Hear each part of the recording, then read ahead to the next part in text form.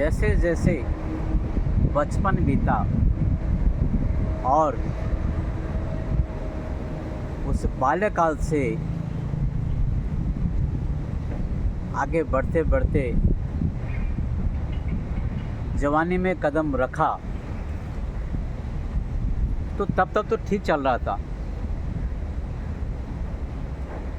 क्योंकि बचपन माँ पिताजी के साथ गोद में बीता और जब जवानी की ओर बढ़े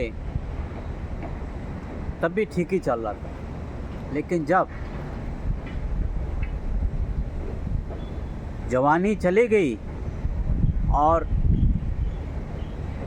समाज को या परिवार को एहसास होता है कि भाई अब तो समय आ गया है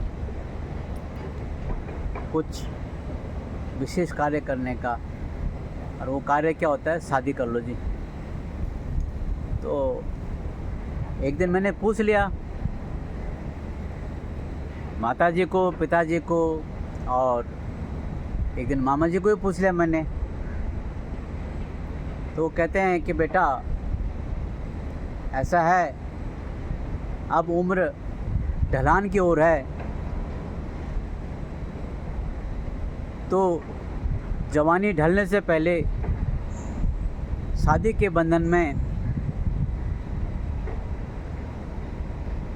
बंधना जरूरी है।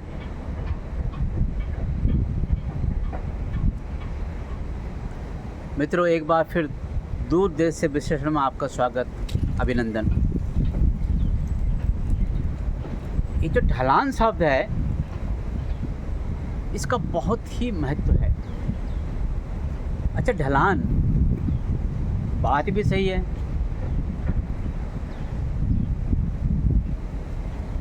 किसी के जीवन में ढलान जो आती है तो उसका अर्थ तो ये होता है ना कि अब वो इस स्थिति में आ चुका है कि वो पुरानी स्थिति में नहीं, कभी नहीं आएगा, तो वो ढलान हो गया। अर्थात वो जो उसका जो मूल स्वरूप है उसमें कभी वापस नहीं आ पाएगा। तो कुछ भी काम करना हो तो उस ढलान से पहले और ढलान के बीच में कर देना चाहिए। अगर संभलना हो या कोई अच्छा कार्य करना हो, जो भी काम में करना हो, ठीक है। और ढलान जो शब्द का जो तात्पर्य है और उसका जो महत्व है वो सभी के जीवन में है। अगर कोई वृक्ष है, बड़ा वृक्ष बनता है, फल फूलता है, लेकिन ढलान आता है तो एक दिन उसकी भी अंतिम विदाई हो जाती है इस धरती से। यही तो ढलान है। खैर, ये तो प्राकृतिक घटनाएं हैं, ये प्रकृति के संग संग ये चीज़ें चलती हैं। लेकिन कभी आपने महसूस किया हमारे भारतवर्ष में कुछ राजनीतिक पार्टियां ऐसी हैं जो सचमुच कहें तो ढलान में हैं, लेकिन इसमें ढलान में होने का कारण इसमें कोई प्राकृतिक, जो ये मैं ये कहूँ कि इसमें प्रकृति का कोई सहयोग नहीं है। अब आप कहेंगे क्यों? भाई देखो, इन राजनीतिक पार्टियों का जब उद्गम हुआ था तो ये कुछ अलग ही रूप में थे, लेकिन जब इनके राजनीतिक जीवन में ये ढलान पाए तो अब ये इतने ढलान में आ चुके हैं कि ये धराशायी हो चुके हैं। अब इसके पीछे मैं तो ये कहूँगा कारण तो भिन्न भिन्न हैं कि ये राजनीतिक पार्टियां जो देश में सत्ता में बैठे, जिन्होंने बरसों शासन करा,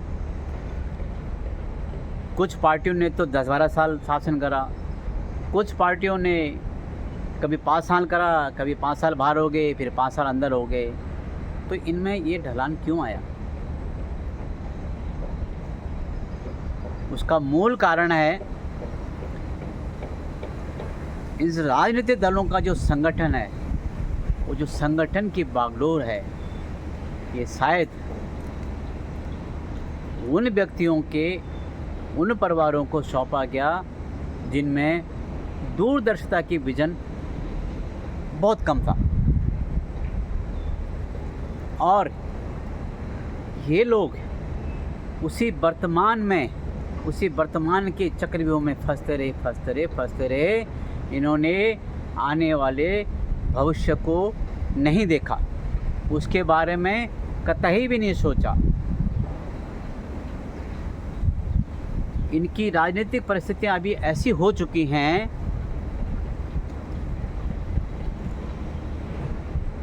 कि ये कभी, इनका जो सर्वे हैं, शायद कभी ये अकेले में बैठें और सोचें तो इनके दिमाग के धागे खुल जाएंगे।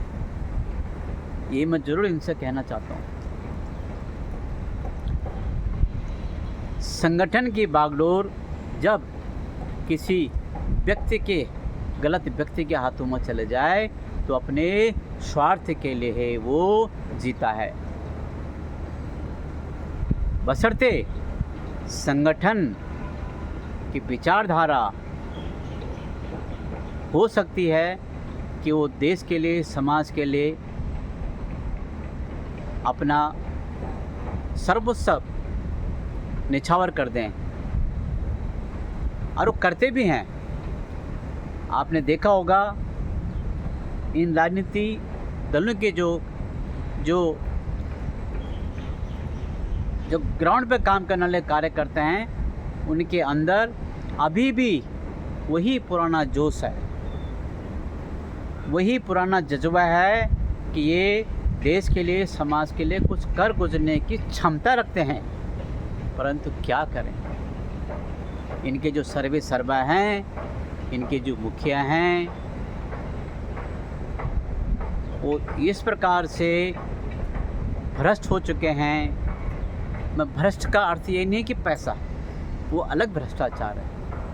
इनका आचरण, इनके विचार इतने भ्रष्ट हो चुके हैं कि ये पूरी ही पार्टी को, पूरे ही राजनीतिक संगठन को ढलान पे ला चुके हैं। अब ये बिल्कुल धराशायी हैं। और एक बार जब कोई भी राजनीतिक पार्टी या राजनीतिक दल विचारों से, कामों से, कर्मों से जब उसमें ढलान शुरू हो जाता है, वो शायद उसका मूल स्वरूप में आना बहुत मुश्किल है। क्यों? क्योंकि वो जो प्राकृतिक घटना नहीं है, इनके अपने विचारों से, अपने कार्यशैली से ही तो पार्टी में एक स्थिति आ रखी आज कि ये उठ नहीं पा रहे। तो मित्रों,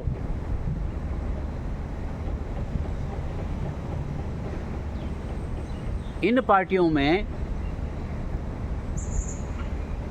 एक घटना और घटी होगी।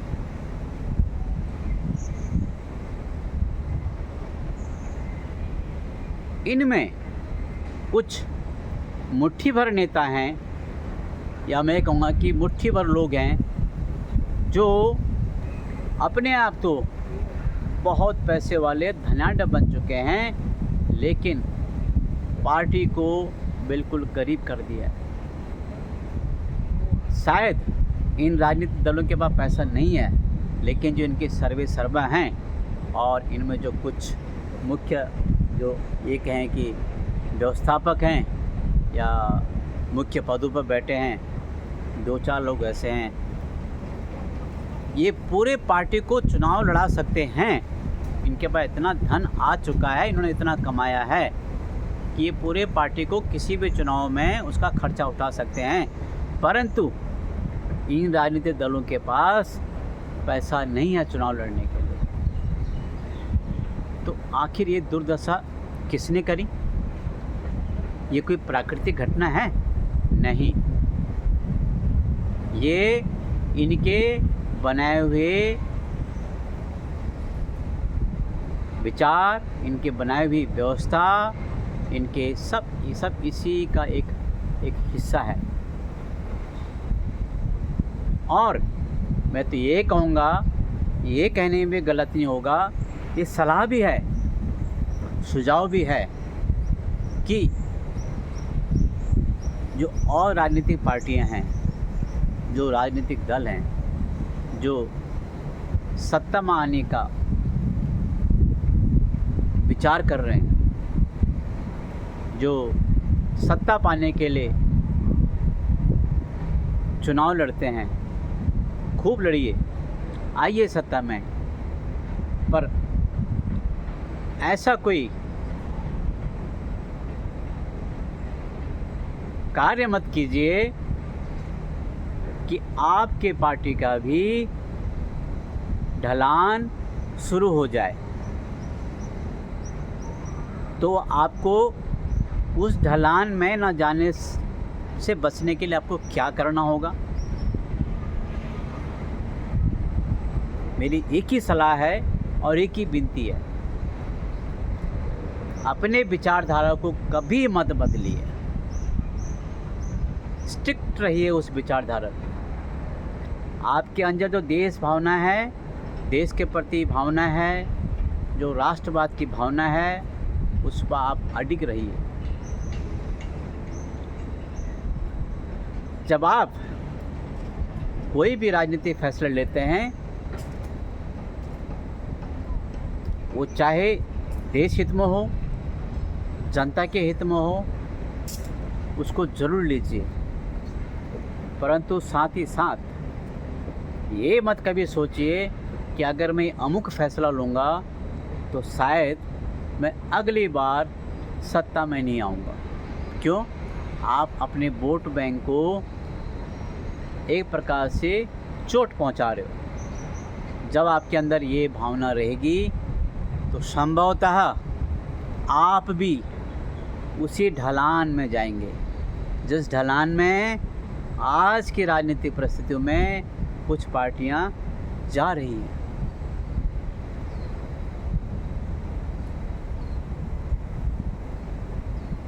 ये जीवन का सार है और ये हमें सीखना चाहिए।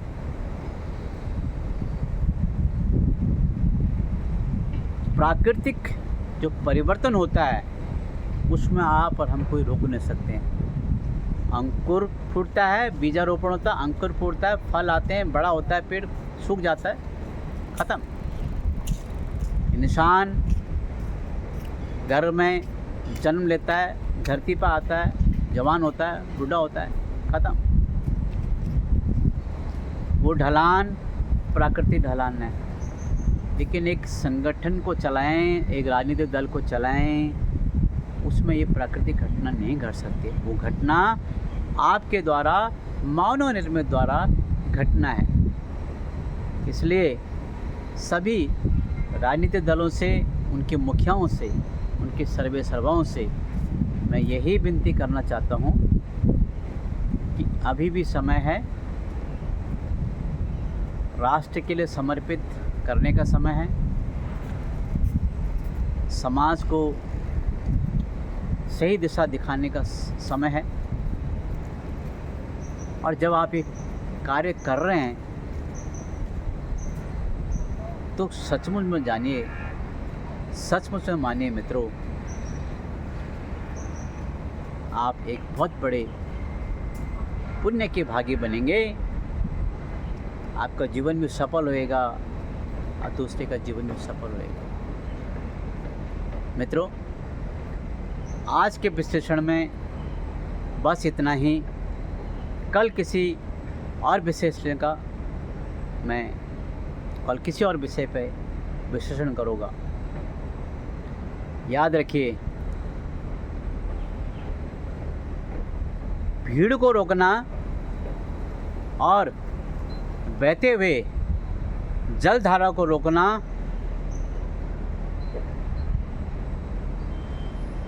बराबरी है।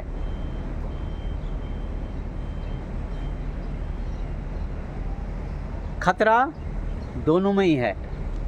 नमस्कार।